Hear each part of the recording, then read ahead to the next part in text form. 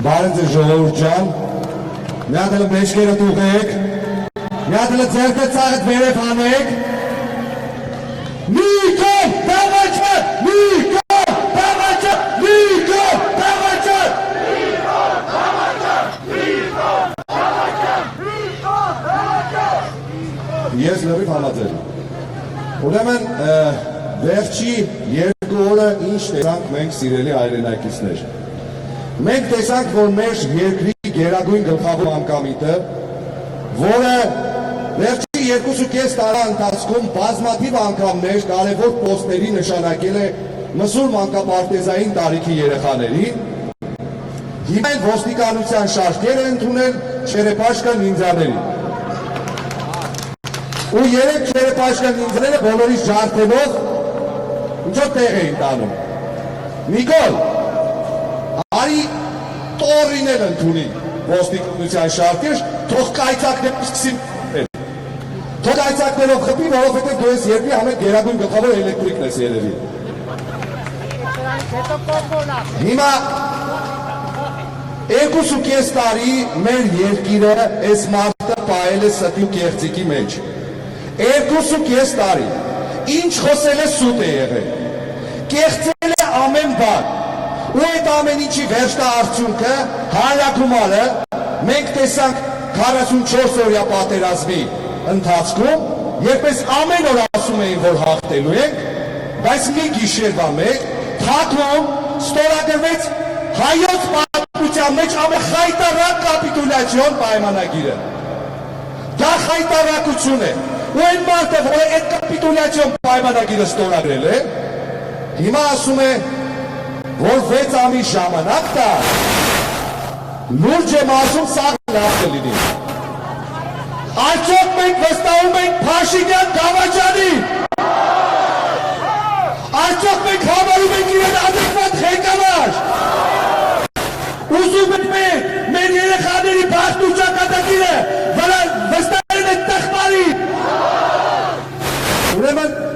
ժողովուրդ ջան, խոփվեց Մովսես Հակոբյանը, գեներալ Մովսես Հակոբյանը։ Այնպիսի բաներ ասեց, որ դրանից հետո իրեն հարգող ցանկացած ղեկավար ոչ թե գերդինը պետք է փորեր մտներ մեջը, այլ լուսնի պետք է մտներ։ Կիսալուսնի ժամանակ, այն կիսալուսնի, որի դեմ չոքեց ինքը։ Նիկոլ այդ մարդը բազմաթիվ բաներ ասեց, բազմաթիվ։ Ասեց, որ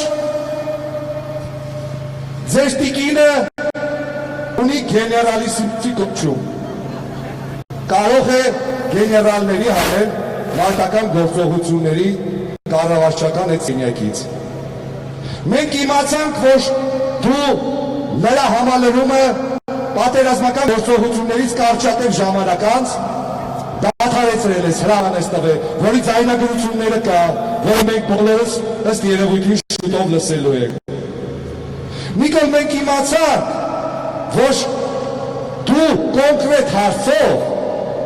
մեր գլխավոր ռազմավարական դաշնակցին զանգահարել ես ամսի 30-ին, ճիշտ է մամուլոխոսնակը ասեց, որ ոչ դրանից առաջ երկու անգամ էլ է զանգել, բայց այստեղ երկուսն էլ ճիշտ են, և Մովսես Հակոբյանը և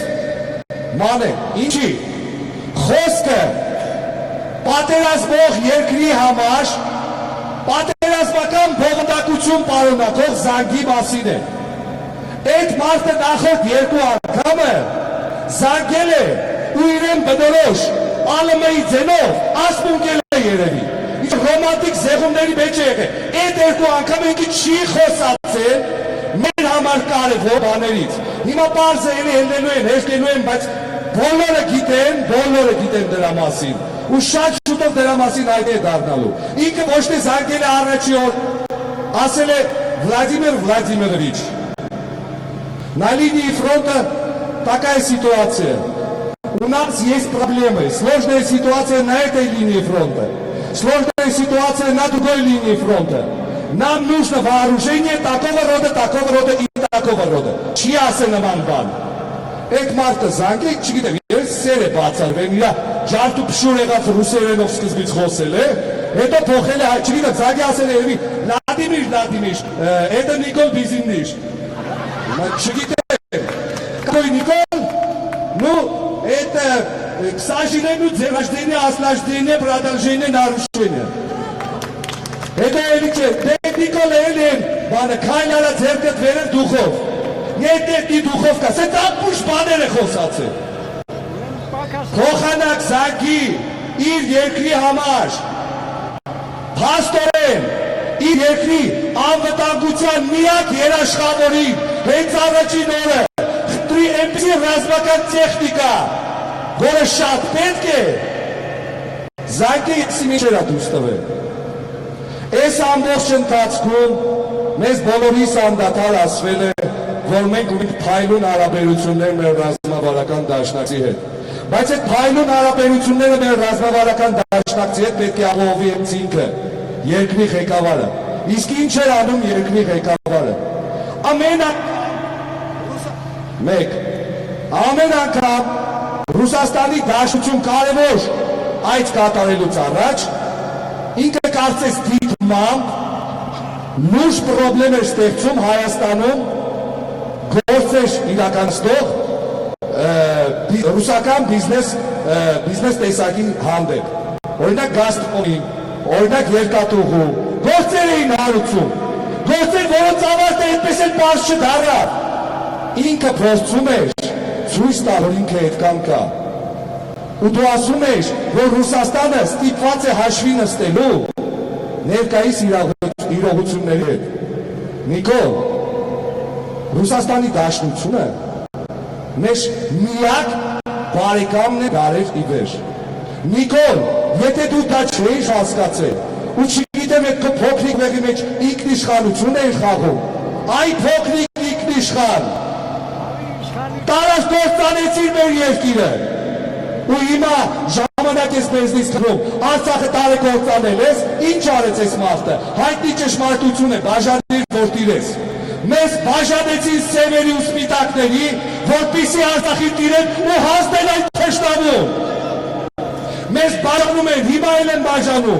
բաժանում են հանրապետականների, դաշնակցականների, նիկոլականների, լևոնականների, վադրիցյանականների, տոկերողուսավցյալականների, Այ մարդ հայ եք մենք, հայ մարդիկ եք, ձեր ժողովուրդն եք, ձեր քաղաքացիներն եք։ Հիմա որ այստեղ կանգնած խոսում ենք, ու թեքում եք սավորս քո երեսին, ուրեմն ինչ-որ բնական եք։ Մեր երկիրը չի կարող այլևս հանդուրժել Փաշինյան Նիկոլ ղեկավարին, ուղղակի չի կարող։ Ուզում ենք, որ դա ներկայացնի մեր շահերը։ Կարող արդյոք այդ մարդը ապահովել մեր երկրի անվտանգությունը։ Ինչ ասես խաբեց, էլ տնտեսական հեղափոխություն, էլ գաղթ, էլ միլիարդավոր դոլարների ներդրում, ու ամբողջ խնդիրը գիտեք որն է, տեսեք պարզ օրինակ բերեմ։ Կապ չունի դու ինչ լոզունգներով ես եկել հասել իշխանության։ Եթե դու արդեն մտել ես այդ սենյակ, դու այնքան խետ պետք է ունենաս, որ կարողանաս պարզես քո երկրի առաջնահերթությունը որն է։ Դու պետք է հասկանայիր, որ քո երկրի առաջնահերթությունը Արցախի հարցն է։ Ոչ թե մարդկանց ամեն առավոտ սնեիր։ Ոչ, մինչև ազգային ժողովում չունենան մեծամասնություն միլիարդավոր դոլարների ներդրում չի լինելու։ Մինչև սահմանադրական դատարանում չլինի նոր դատավոր ներգաղթ չի լինելու։ Այդ ամեն ինչը ասելուց առաջ, եթե դու ամեն օր դրա փոխարեն ասել ժողովուրդ ջան, մինչև Արցախի հարցը չլուծենք, մինչև 10-15 տարվա կտրվածքով խաղաղություն չհաստատվի,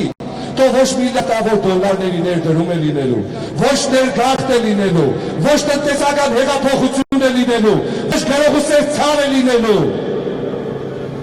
Իսկ դու դա չես արել։ Ժողովուրդ ոչ մեկ, ինչքան է իր մի հատ շենք իր դուրը գա, ոչ մեկ այդ շենքում տուն չի արդելու, եթե հիմա որ այդ տան 3 հարևաններ ամեն օր իրար հետ կռվում են, ամեն օր, ոչ մեկ իր տունը չի վերանորոգելու, եթե իմանա, որ ամեն օր վերևի հարևանը ջուր է թողնելու, կողքի հարևանը կվալտով պատին է խփելու, մինչև դու չկարգավորեիր քո այդ ոչ ու բարով ոխերի հարևանների հետ հարաբերությունները, դու չէիր կարողանալու այս ազգի համար ետ մի լավ բան աներ,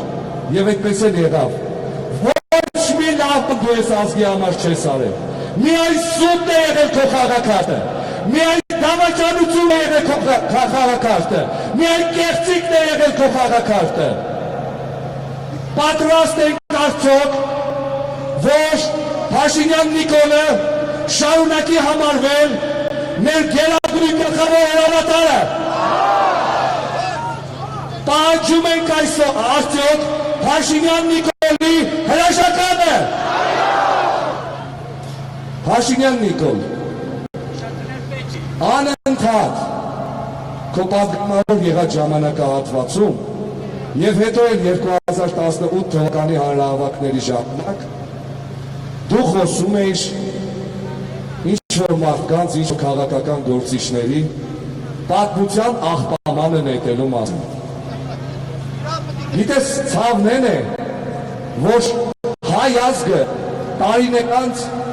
քո կառավարման ժամանակահատվածը հենց այդպես անելու է։ Պատմության աղբաման։ Այս սա այդ պատմության աղբամանն է։ Պատմության աղբամանում մենք պետք է շպրտենք քո հայկական ժամանակ հայկայից թեժը։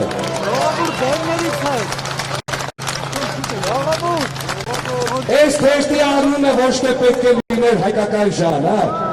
այլ պիտի լիներ հայկական միաժամանակ թուրքական։ Այս է սրա ճիշտ անվանումը։ Այս է ջի վրա ես դուք հայկայեք երկիր ես։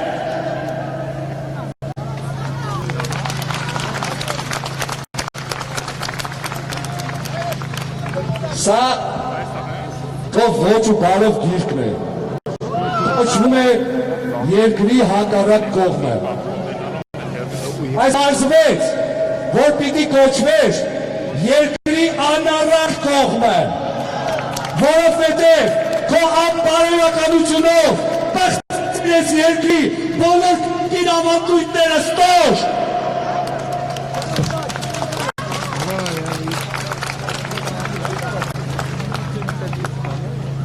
Սա Հայաստանի Հանրապետության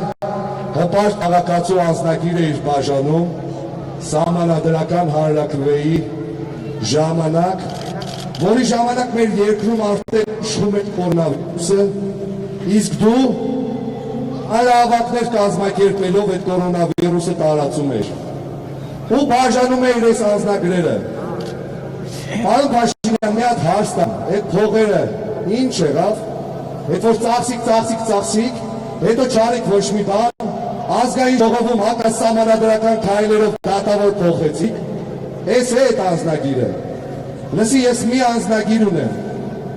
այդ իմ Հայաստանի Հանրապետության անձնագիրն է, որի մեջ, եւ որ ես նայում եմ, կապ չունի, որ թղթերը սպիտակ գույն են, ես այնտեղ եռագույն եմ տեսնում, եռագույն, ոչ թե սև ու սպիտակ, եռագույն, դու մեզ բաժանեցիր սև ու սպիտակի, բայց իմ անձնագիրը, իմ սիրտը ու իմ հոգին եռագույն է։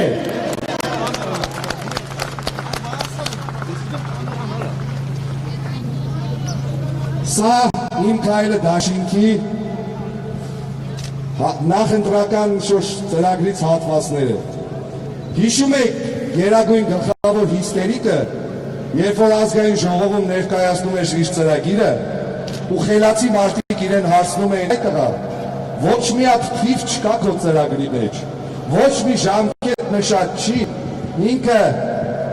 կիսատ պռատ իրա ձենով ասում էր, հիմա ասեմ թվերը, կոռուպցիա զրո է լինելու, չգիտեմ ինչը զրո է լինելու, պարզվեց, մեր երկրի ղեկավարը այդ ասում էր, որտև ինքն էլ է զրո, ու այդ մարդը մեր երկրում ամեն ինչը դարձել է զրո, բանալը դարձել է զրո, անժանապատվությունը դարձել է զրո, մեր ազգային պատկանելությունը վերլուծությունների մապտում ջրջի, չի ստացվելու Նիկոլ, ես է քո հիմար ծրագիրը աղբամանն է գնում։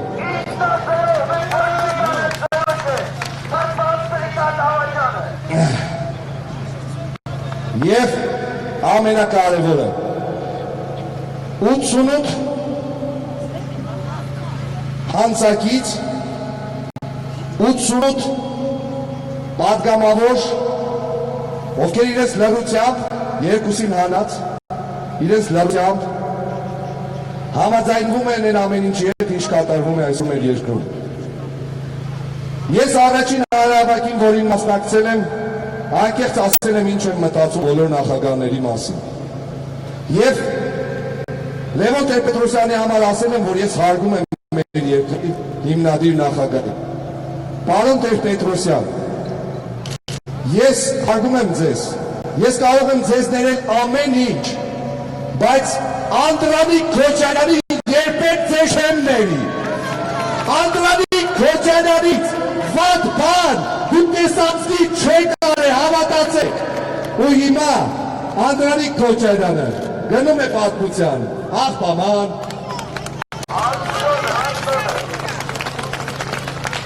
Հովհաննես Հովհաննիսյան, դուք նույնպես գնում եք պատմության աղբաման։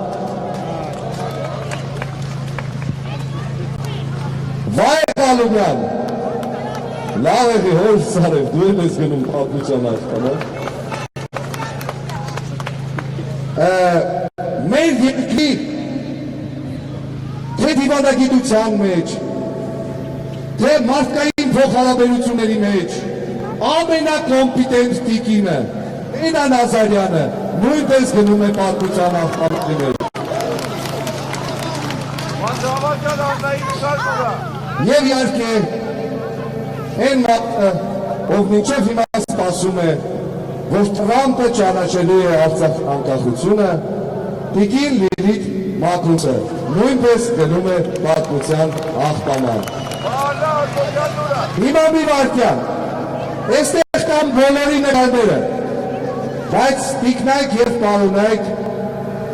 ազգային ժողովի պատգամավորներ իմ քայլը դաշինքից։ Ես դեռևս ձեզ չեմ նետել պատմության աղբամանը, որովհետև դուք ունեք դեռևս շանս, դուրս գալու ես խայտարակությունից, դուրս գալու ես խայտարակ հատերական ներկայացումից, որը տանելու է մեր երկիրը կործանման։ Սիրելի հայրենակիցներ, միշտ մտածեք, որ չի կարող իրենից բան չներկայացնող մի ոչնչություն, թե ոստիկանական ռեպրեսիաներով, թե բոլորիս ամեն օր տանել բերելով բաժիններ, մեր ձայնը կտրել։ Իմ ընկերը Մհերը Բկրտչյան, մենք շատ ենք այս ընթացքում իրար խոսել։ Լրիվ անկեղծ ասեց, որ ինքը հանգիստ խոսող մարդ է, տեսեք, ինքներդ եք տեսել։ Մեր երկրի համար ստեղծել է գուցե մեր պատմության ամենակարևոր ֆիլմերից մեկը, Կյանք ու կռիվը։ Ու ես ուզում եմ հենց այդպես այսօրվա իմ խոսքը ավարտել։ Ես պատրաստ իմ ամբողջ կյանքը կռիվ տալ, մենակ նրա համար, որ ազգադատները մեր երկրում չիշխեն, որ դավաճանները մեր երկրում գործ չունենան, որ սուտասանները իմ կոսոն ժողովրդին չխաբեն։ Ու հիշի պատմության մեջ դու ոչ միայն մնալու ես որպես դավաճան, այդ պատմության մեջ մնալու ես մեր նեղ անձնական, հարազատական հարաբերությունները քայքայով, որովհետև մարդիկ իրենց հարազատներից են եղել, մարդիկ իրենց ընկերներից են եղել, իրարից յան են տվեք հո բարբարով, քո լեզվով ասած, որովհետև դու փեչացրել ես մարդկանց կյանքը, դու մարդկանց մեջ եկած սուտ ու կեղծիկ ես մտցրել, որ հորեղբոր տղաներ իրար հետ չեն խոսում,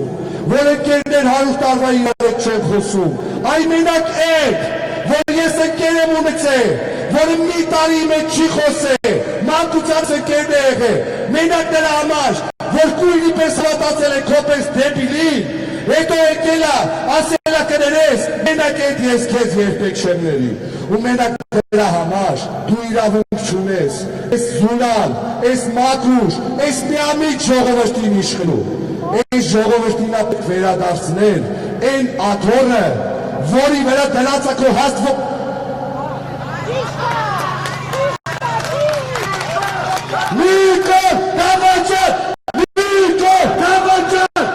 կապ չունի ինչ եղանակային պայմաններ է լինելու, անձրև լինի թե ջուն, մենք կանգնած ենք լինելու այստեղ, մենք կանգնած ենք լինելու մեջքերս ուղիղ, մենք կանգնած ենք լինելու պարզ ճակատով, որովհետև ով, մենք գիտենք ինչի համար ենք պայքարում, մենք գիտենք, որ Նիկոլին ու Թուրքի